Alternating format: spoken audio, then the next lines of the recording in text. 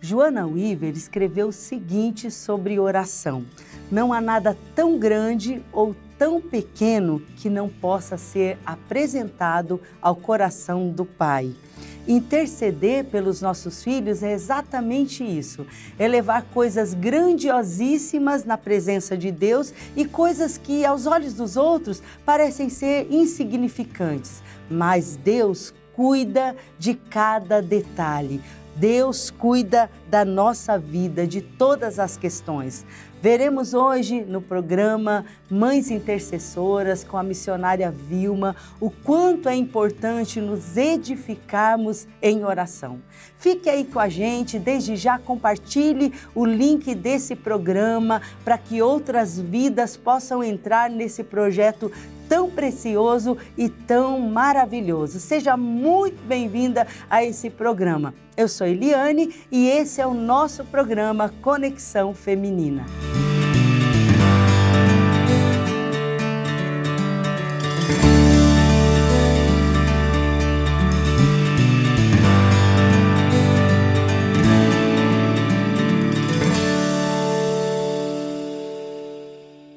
Olá, paz do Senhor Jesus.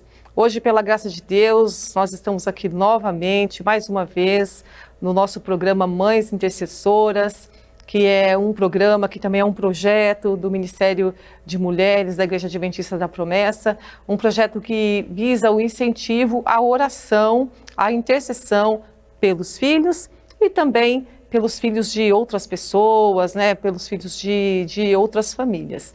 Então é um prazer nós estarmos aqui de volta hoje para falar desse assunto que é tão importante, desse assunto que é tão vital, que é a intercessão. E lembrando que a intercessão pode mudar vidas, né, pode mudar o destino das pessoas. Eu aproveito também para te perguntar mais uma vez, você já adotou alguém em oração? Já adotou o filho de alguém em oração? Um jovem? Uma criança? Você já está orando por alguém? Se você já estiver orando, conta aí nos comentários que nós vamos ficar muito felizes em saber.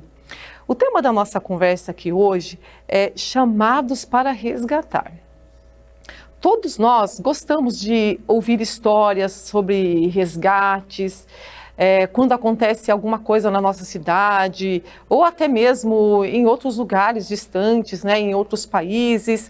Agora que nós estamos todos, né, conectados, né, aí pela internet, então o que acontece lá do outro lado do mundo, imediatamente a gente já fica sabendo aqui.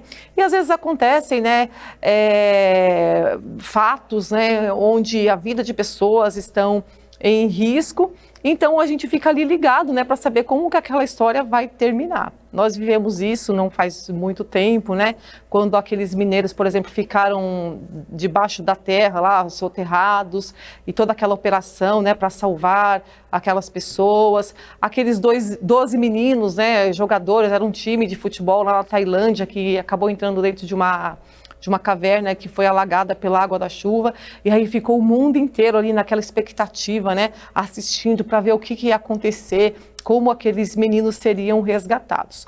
Então, enfim, nós gostamos muito de histórias assim, e porque as pessoas gostam, né, histórias de resgate acabam até virando filmes, livros, tamanho o interesse das pessoas. E pensando nisso, eu me lembrei de uma história de um homem inglês. Ele era de ascendência judaica, o nome dele é Nicholas Winton. Esse homem, ele nasceu em 1909 e cresceu ali na Inglaterra. A família dele se tornou cristã, ele foi batizado. E no ano de 1938, quando Hitler estava empenhado, né, naquela campanha para poder destruir os judeus, ele estava lá na terra dele, né, no país dele, se programando para tirar férias, para esquiar, quando ele recebeu uma carta de um amigo. E a carta desse amigo dele, que estava lá na Tchecoslováquia, dizia que ele fosse para lá, que precisava muito da ajuda dele, porque muitas famílias estavam desesperadas, sem saber o que fazer, já que a perseguição estava ficando cada vez mais intensa ali, e eles precisavam de salvar pelo menos as crianças, né, de irem para as câmaras de gás.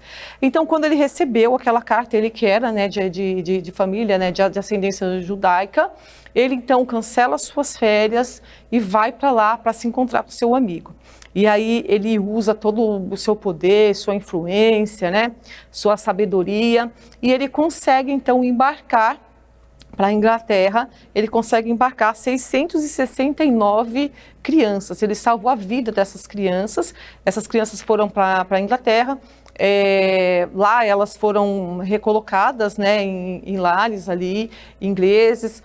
Depois, algumas puderam, né, reencontrar as suas famílias, mas enfim, ele salvou 669 crianças, ele juntamente com o seu amigo. Ele fez o que pôde, ele fez o que estava ao alcance dele. Essa é uma história muito linda, né, assim como muitas outras desse período tão triste da história, que nós também, né, conhecemos. E essa história tão bonita, né, tão tocante, ela ficou guardada, ela ficou em segredo até 1988, quando isso veio a público. E depois, né, posteriormente, foi feito até um filme sobre a vida deste homem. Então é uma história muito bonita, né, uma história muito comovente de uma pessoa que salvou a vida de 669 crianças. Ele impediu que aquelas 669 crianças fossem parar em campos de concentração e, posteriormente, levadas, né, para a câmara de gás, para ali terem suas vidas ceifadas. Então, ele impediu que isso acontecesse. Os historiadores falam que os descendentes, né, dessas 669 crianças chegam a mais ou menos, nos dias de hoje, a 6.000 pessoas, entre filhos, netos e bisnetos dessas crianças que foram salvas. Então, indiretamente, né, ele salvou mais de 6.000 pessoas, porque essas vidas conservadas, né, puderam crescer e puderam formar família. Então, essa é uma história muito linda, né, que fala do resgate dessas crianças. E é uma história que nos toca. E sabia que você que está me ouvindo neste momento e nós também podemos resgatar vidas, nós também podemos resgatar almas, nós podemos resgatar pessoas que estão caminhando para o fogo eterno. Muitos jovens estão caminhando para a perdição, estão caminhando para o fogo eterno. Mas se nós nos dispusermos a fazer alguma coisa, assim como o Nicolas, ele fez isso, né? Ele cancelou as suas férias, ele ia esquiar e ele se dirigiu lá onde estava o amigo dele e lá junto com ele conseguiu salvar a vida dessas pessoas. Nós também podemos salvar através da intercessão, através do discipulado. Nós podemos também salvar muitas vidas, podemos resgatar muitas vidas, arrebatar muitas vidas do fogo. Essa também era a preocupação de Judas. Nós vemos aqui na palavra do Senhor, em Judas, versículo 20, ele diz assim, olha, edifiquem-se, porém, amados, na santíssima fé que vocês têm, orando no Espírito Santo, mantenham-se no amor de Deus, enquanto esperam que a misericórdia do nosso Senhor Jesus Cristo os leve para a vida eterna. Tenham compaixão daqueles que duvidam, a outros salvem, arrebatando-os do fogo. Essa era a preocupação de Judas. E nós aprendemos muito aqui com esse trechinho. Vamos tirar pelo menos 3 lições daqui. A primeira lição é que nós fomos chamados para a salvação e pela misericórdia do Senhor nós seremos levados à vida eterna. Pela misericórdia do Senhor. E em segundo lugar, o que nós aprendemos aqui?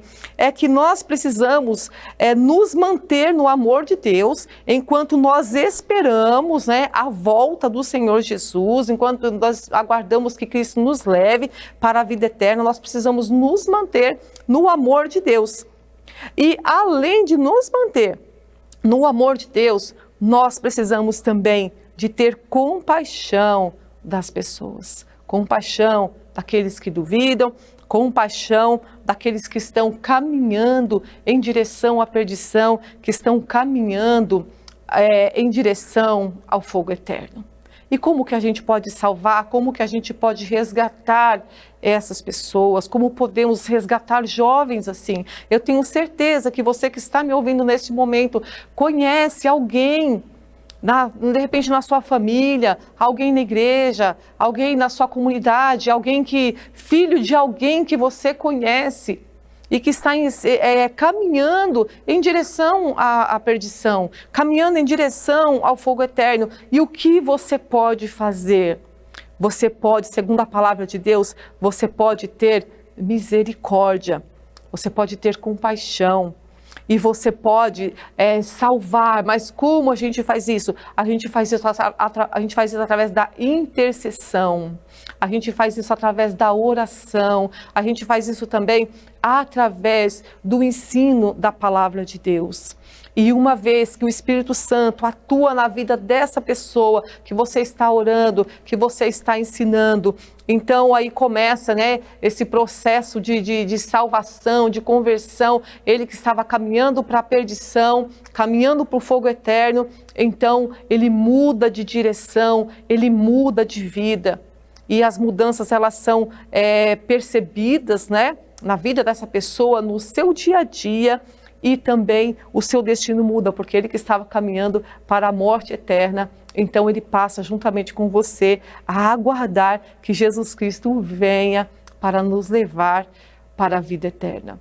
Então a intercessão, ela é muito importante e nós precisamos interceder incessantemente e com fé, porque o Senhor opera. Eu vivi uma experiência muito bonita em uma das igrejas que eu pastoreio, na Promessa Horizonte Azul. Assim que essa congregação ela foi aberta, um jovem começou a frequentar. Ele ia lá nos momentos, nos horários de culto, e ele ia vestido de uma forma assim muito estranha, muito esquisito. A cabeça sempre raspada, ele estava sempre com uma Bíblia, só que tem um detalhe: ele entrava, sentava, e ele falava coisas assim que não dava para poder entender, coisas que não tinham nexo. E cada dia que ele chegava lá, ele se apresentava com um nome diferente. Então a gente não sabia qual era o nome dele, porque ele sempre falava um nome diferente. E ele falava umas coisas difíceis, né, que não dava ali para poder compreender. Aí uma certa tarde, depois do culto, o meu marido, o presbítero Ismael, foi junto com um irmão da igreja, né, o irmão Eugênio, foram visitar a casa desse moço. Quando eles chegaram lá, para poder conversar com ele, a mãe que recebeu, e a mãe recebeu eles assim, falou assim: olha, se vocês quiserem entrar, quiserem orar por eles, vocês podem entrar, vocês podem orar. Mas olha, eu não tenho mais esperança, esse meu filho não tem mais jeito. Esse rapaz, ele usava droga, ele estava com transtornos psiquiátricos assim, severos. Ele ficava durante a noite subindo e descendo a rua ali nas imediações da igreja, gritando, provocando os cachorros, e era aquele barulhão. Ele já estava até ameaçado de morte, porque ele estava tirando a paz do lugar. E ele também vendia drogas, né? Nesse período acho que não vendia mais, porque não tinha mais condições, né, mentais. Ele estava assim totalmente fora de si. Então foi com esse quadro, né, que meu esposo foi lá, mais um outro irmão, fazer uma visita para ele. E foi recebido pela mãe desse jeito, uma mãe sem esperança, uma mãe cansada de sofrer, uma mãe que não sabia mais o que fazer, uma mãe que estava esperando mais dia, menos dias, receber a notícia que o filho dela estava morto em algum canto ali do bairro. Meu marido entrou então naquela casa, juntamente com outro irmão que o acompanhava, e ele disse que chegou no quarto do rapaz, era um quarto escuro, todo preto, e ele fazia pinturas na parede, umas imagens assim, uns desenhos assim demoníacos mesmo, e disse que ele usava a língua, ele colocava a língua na tinta e ia lá e pintava a parede, uma coisa terrível. Então meu marido orou por ele, né? Mas o irmão Eugênio, eles oraram por ele, repreenderam tudo aquele mal que estava atuando na vida daquele jovem e saíram de lá, foram embora. Passado alguns dias, eu estava descendo, né, na rua da igreja, próximo ali onde ele morava. Aí ele me chamou a minha atenção, mas eu não o reconheci. Como eu não o reconheci, ele correu e bateu, né, no capô do meu carro e falou: sou eu, você não está me reconhecendo? Aí quando eu olhei para ele, aí eu reconheci que era um jovem que frequentava a igreja. Aí ele falou assim: sou eu, o Antônio. Então eu descobri qual era o nome dele. E o resumo: o Antônio, naquele dia em que ele recebeu aquela oração, ele ficou liberto. Deus libertou ele do vício, Deus libertou ele, curou ele da esquizofrenia. Deus fez uma transformação muito grande na vida daquele jovem. Não passou muito tempo, ele arrumou um trabalho, arrumou um emprego, uma carteira assinada inclusive, e ele ficou firme na igreja, ele não saiu mais dos caminhos do Senhor.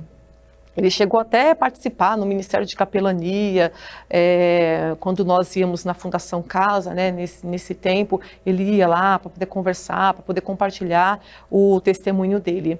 E o final dessa história, infelizmente, né, 5 anos depois, o irmão Antônio descobriu que tinha um câncer, né, muito agressivo, um câncer de intestino, e um tempo depois o Senhor veio a recolher o Antônio. Mas a parte boa dessa história, né, que termina triste, é que o Antônio estava nos caminhos do Senhor. Aquele jovem, ele estava caminhando para a perdição, ele estava caminhando para o fogo eterno.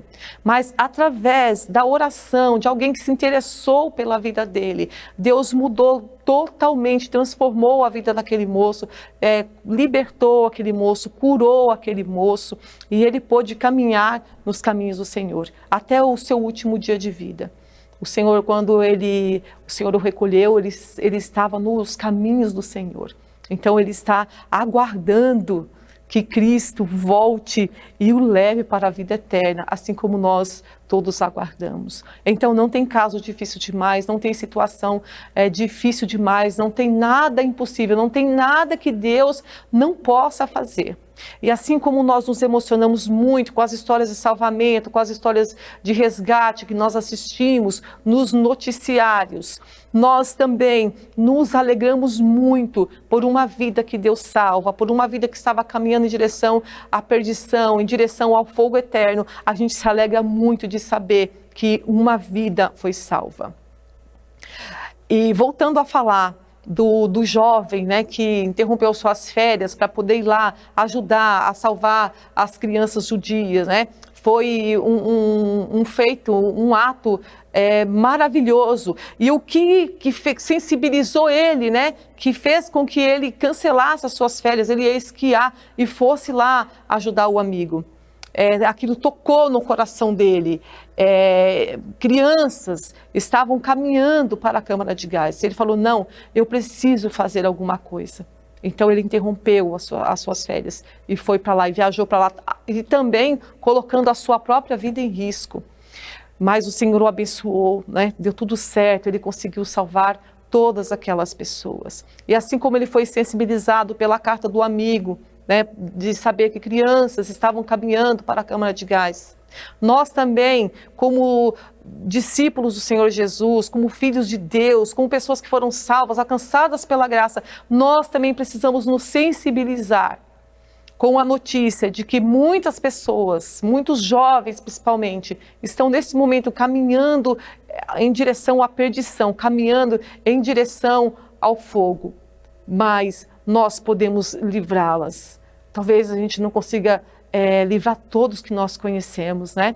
Mas aqui Judas, em uma outra tradução, ele fala assim, arrebatando alguns do fogo. Então a gente não consegue todos, mas alguns a gente consegue, né?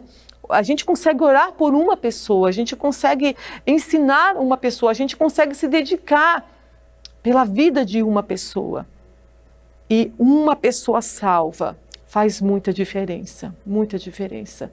Então que nós possamos nos empenhar, possamos continuar intercedendo pela vida das pessoas, que a nossa fé possa crescer dia após dia e que nós também possamos nos envolver aí nessas operações de salvamento, né? E se a notícia de que pessoas foram resgatadas, né, aqui ou ali, enche o nosso coração de alegria, imagina saber que pessoas foram arrebatadas do fogo, né? Pessoas que estavam caminhando para destruição, não vão mais para a destruição, porque a mensagem do Evangelho as alcançou. Porque o Espírito Santo de Deus atuou na vida dessa pessoa, então ela vai aguardar a vida eterna que o Senhor Jesus Cristo conquistou na cruz para nós. Então pense nisso, seja um intercessor, seja uma intercessora, seja uma mãe intercessora, ore, adote alguém em oração e se empenhe até você ver o agir poderoso de Deus na vida dessa pessoa. Amém? Vamos orar? Vamos pedir que o Senhor nos abençoe, vamos pedir que o Senhor nos encha de coragem, de força e de desprendimento, né? E que nós possamos também parar aquilo que nós estamos fazendo e possamos nos empenhar em oração, possamos nos empenhar em ajuda a essas pessoas que estão aí caminhando em direção ao fogo, mas nós podemos, com a ajuda do Espírito Santo, com o poder da palavra de Deus, nós podemos resgatar muitas vidas para a glória de Deus. Oremos ao Senhor, então.